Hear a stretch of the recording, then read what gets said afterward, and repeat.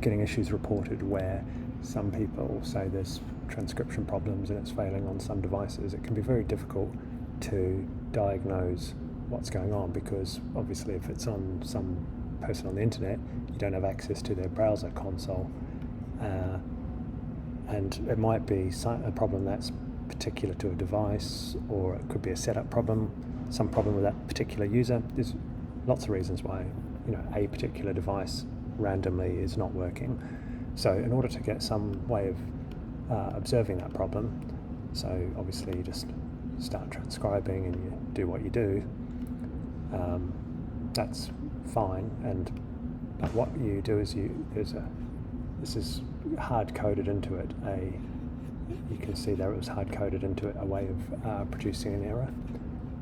And what happens is there is an event called error in client browser, and if you go into the way to implement it is in your workflows. There's an event that is raised by the plugin called error in client browser, and then when that is raised, one of the properties that is available in the plugin is debug messages.